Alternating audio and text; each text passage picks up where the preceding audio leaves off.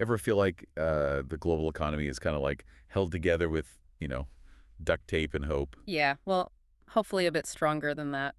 Well, today we're diving deep into the institution that's supposed to be keeping that from happening, the International Monetary Fund. Or the IMF, as it's better known. Right, the IMF. Everyone's heard of it. Yeah. But what do they actually do?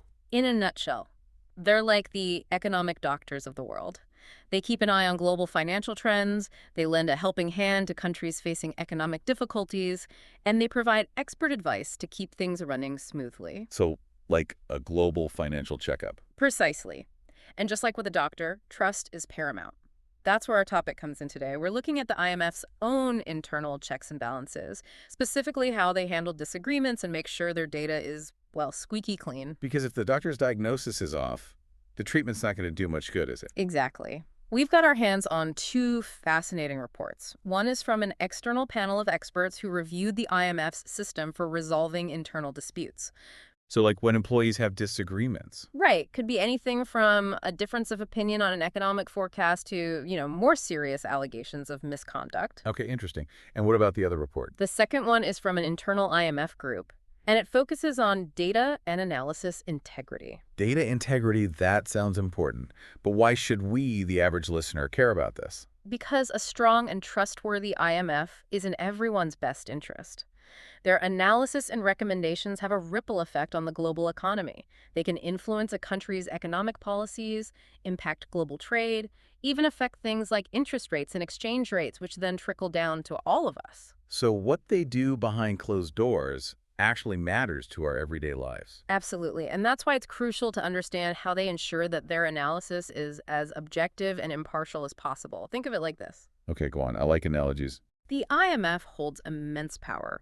Their analysis can make or break economies. So, ensuring they're working with the utmost integrity, both in how they handle internal disagreements and how they analyze information, is absolutely critical. Right, because if the IMF's advice is based on anything less than the most accurate information, well, that's a bit like a ship's captain using a faulty compass. Exactly. Not good for anyone on board. So to make sure their compass is accurate, so to speak, the IMF has something called the Dispute Resolution System, or DRS. It's their internal... Exactly. And that's why they commissioned this external review of their DRS to make sure it's really up to the task. And what did they find? Any red flags? Well, let's just say there's room for improvement. The review found that while the IMF has a structured process for handling disputes, many staff members don't feel confident in its effectiveness. Really? Like how many is many? Less than half of the staff surveyed felt confident in the system's ability to protect them and address their concerns. Less than half. Wow, that's concerning. Why the lack of confidence? What seems to be the issue? Less than half. That's like going to a mechanic and only half their customers trust them to fix their car right. What's going on there? What's causing this lack of trust? Well, put yourself in an IMF employee's shoes for a second, right? Okay, let me see. I'm You see something going on, something that seems off. off. Like how? Maybe there's pressure to, I don't know, make a country's economic outlook seem rosier than it actually is. Ah, so it's not exactly objective. Or maybe someone's concerns are being ignored, swept under the rug. Okay, so you see this happening and you're supposed to report it, But only half your colleagues believe the system will actually have their back. So what do you do? yeah, that's a tough spot to be in. Risk your own neck or just, keep your head down? Exactly. And the review, it really highlighted this fear of retaliation, especially from higher ups, as a major reason for this lack of confidence in the system. So even with this system, the DRS thing in place, Yeah, just speaking up can feel too risky. you got it. Some staff even said they felt like they had to choose between, like, their careers and their conscience. Oof, that's a tough choice. Yeah. What about the system itself, though? Did they find any problems with how it actually works, besides people being too afraid to use it? Oh, for sure, yeah.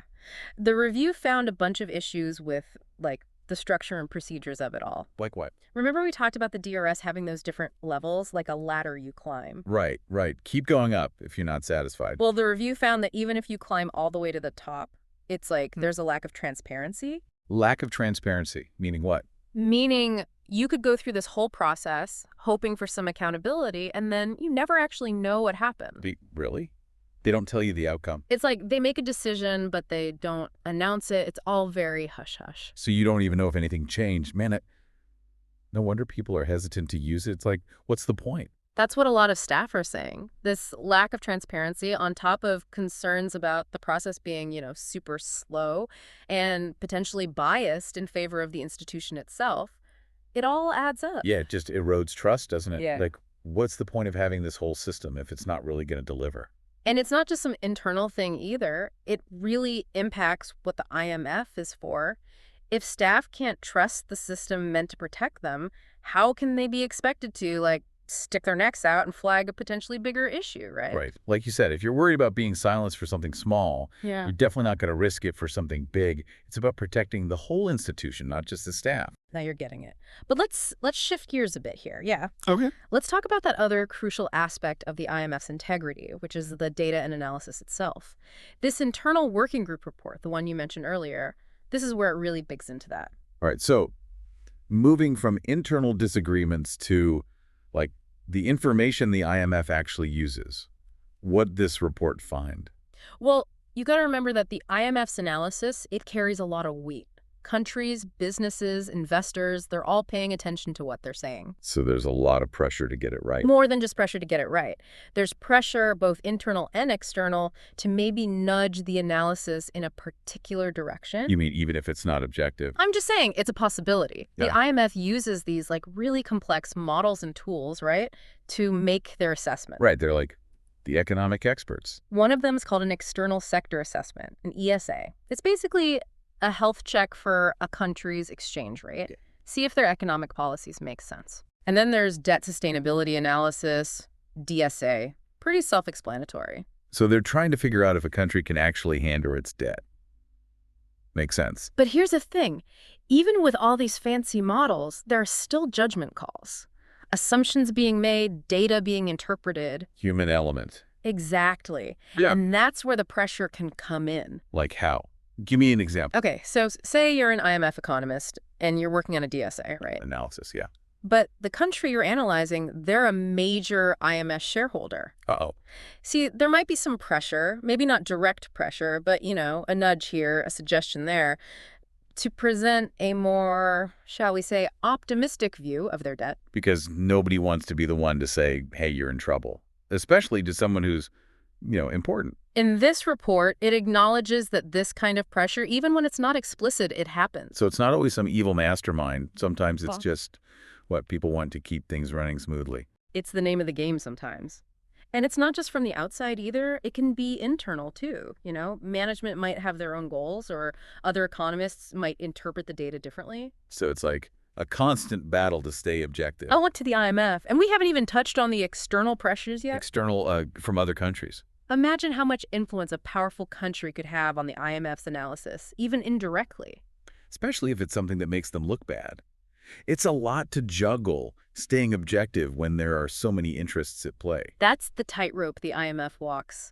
And the good news is this report, it doesn't shy away from that. It actually gives recommendations for how to strengthen those safeguards against pressure. Okay, so they're not just identifying problems, they're offering solutions.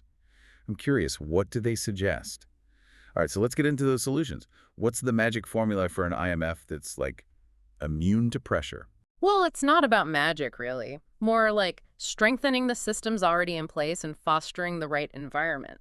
One big suggestion, giving more teeth to the ombudsperson's role. Right, the internal watchdog we talked about. Yeah. What needs to change there? It's not enough for them to just bark. They need to bite too, The report recommends giving their recommendations some real weight. Make it harder for management to just ignore them. So more accountability. Gotcha. But what about when those recommendations aren't followed? Exactly. Transparency. If a recommendation is dismissed, there needs to be a clear explanation why. Makes sense.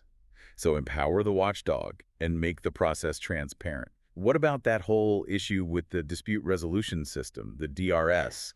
The delays, the opacity, all that. Yeah, that's a big one. The report suggests setting firm timelines for each step, streamlining things to get rid of those unnecessary delays, and most importantly, making the outcomes public. No more secret decisions. Right. If someone goes through that process, they deserve to know what the outcome is. It's about rebuilding trust, right? Yeah. Letting staff know that the system is actually there to protect them. Absolutely. And to really drive that home, they also need to strengthen those anonymous reporting mechanisms so staff can raise concerns without fear of, repercussions. Whistleblowing without the whistleblower getting thrown under the bus. That's the idea. But it goes even deeper than that. The report talks about a cultural shift. A cultural shift. What do they mean by that? It's about moving away from that silence, that fear of rocking the boat, and creating an environment where people feel safe speaking up. So like valuing diverse viewpoints, even dissent. Exactly. Seeing those things as a positive, Yeah. a chance to improve, not a threat. Easier said than done, I imagine. Changing a whole culture isn't easy. True, and that's why the report emphasizes how important leadership is in all of this. They need to walk the walk, not just talk the talk. Lead by example. Exactly, because policies and procedures are great, but if the people at the top aren't living those values, nothing's really going to change. So it's about creating an environment where everyone, no matter their position, feels like they can raise concerns and be heard. And that their contributions are valued, that's how you build trust, and ultimately that's how you strengthen the IMF as a whole. Because, at the end of the day, a stronger IMF benefits all of us. Right. They play such a crucial role in the global economy. We need them to be at the top of their game. And that means being trustworthy, transparent, and accountable, not just to member countries, but to their own staff as well. Well said. This deep dive has really been eye-opening. It's easy to think of these institutions as, these big, faceless entities, but they're made up of people making decisions that affect us all. Absolutely. And the more informed we are, the better equipped we are to hold them accountable. So keep asking questions, keep learning, and keep diving deep. Thanks for joining us on this episode. We'll see you next time.